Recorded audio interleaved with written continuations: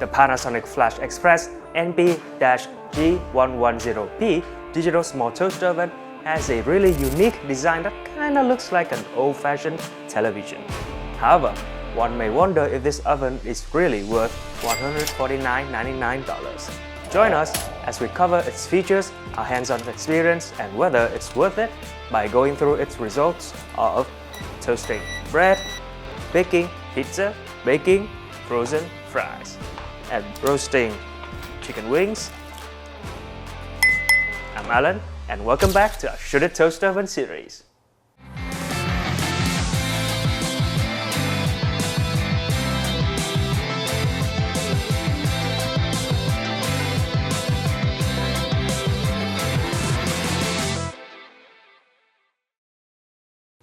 Design-wise, the Panasonic has a high build quality worthy of its price.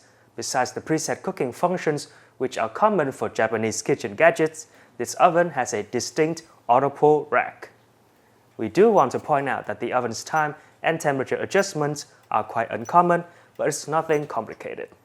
Now, before moving on to our first test of toasting bread, you can look up How Should It Test Toast Ovens for all the details on how we did the testing and rating for this series.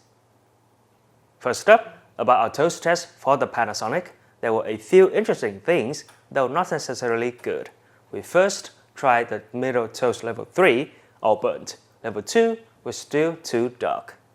Finally, level 1, around 2 minutes and 20 seconds on the timer, allowed us to achieve an acceptable outcome. Of course, this meant that we only had a reference for the darker setting and not the lighter one. On the toast level 1, the 4 pieces of toast had a nice golden brown color around the center of the oven.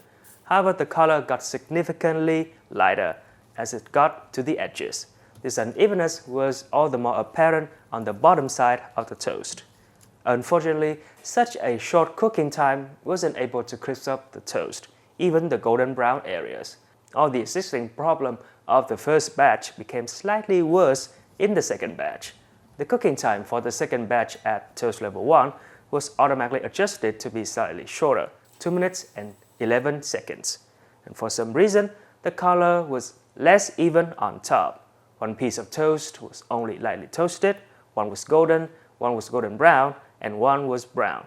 Nonetheless, the bottom of the second batch was similar to the first.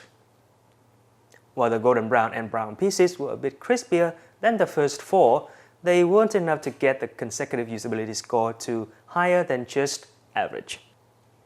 Toasting bread, 6 out of 10. Through our pizza test, we noticed how powerful the heating elements of the Panasonic were. The temperature range of the oven didn't allow us to choose 450 degrees Fahrenheit like other ovens, but 460, and that baked a 9-inch thick crust meat pizza in only 3 minutes.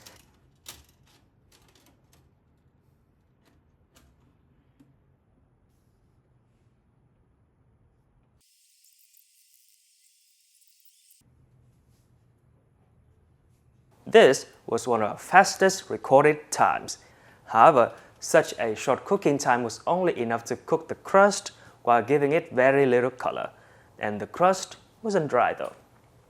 The toppings would have been quite appetizing if not for the slightly burnt onions, bell peppers, and meat tips. Luckily, the high heat meant that the cheese was melty. Unfortunately, the burnt part affected the taste quite badly with the bitterness. Thus, our chef could only give the pizza an okay score after tasting it. When you're trying to bake a store-bought pizza with the Panasonic, maybe lower it to around 425 degrees Fahrenheit.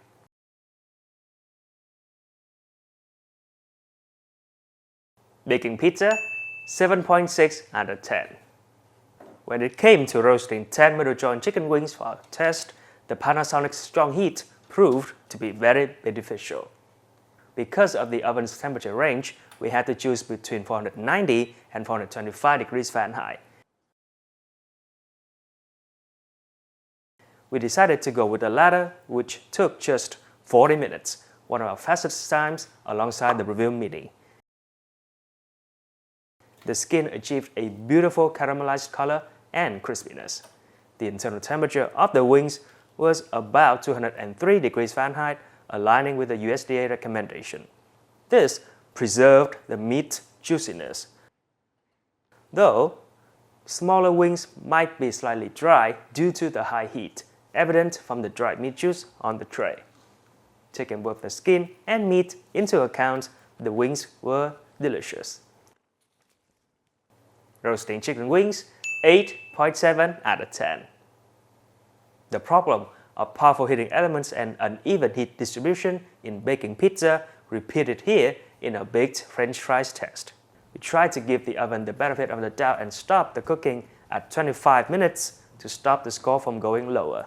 Our chef decided that prolonging the process wouldn't improve the results anyway.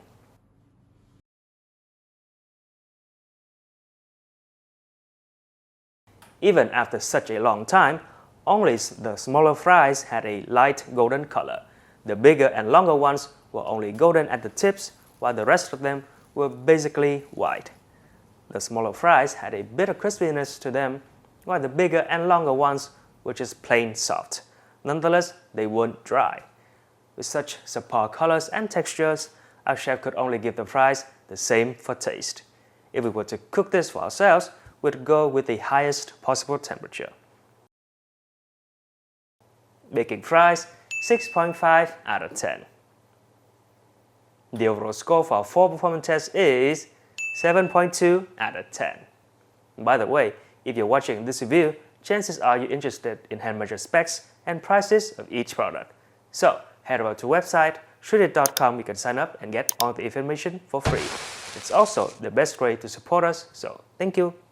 The Panasonic Flashxpress digital small toaster oven stands out to us with its fast heating speed on top of an eye-catching design. Moreover, its signature cooking presets allow you to simply press it once, forget about it, and come back to some quick, tasty dish. Not only does having powerful heating elements reduce cooking times, but having a low power draw also decreases energy consumption. These features made the oven suitable for people who want a small unit that can cook fast and well while using minimal electricity. Our performance test revealed a weakness of uneven heat distribution, but it's to be expected of quartz infrared heating elements. Its auto-pull rack is convenient, but we lack the ability to freely and precisely adjust settings often seen in competitively priced units. And there you have it, our review of the Panasonic Flashxpress digital small toaster oven. If you're interested in the oven, there's an Amazon link in the description below. For the choices, you can look up our Shouldit toaster oven series. If you enjoyed the video, please comment and consider like and subscribe so that you won't miss our future uploads. Any support from you is greatly appreciated. Thank you for watching Shouldit, and we'll see you in the next one. Bye!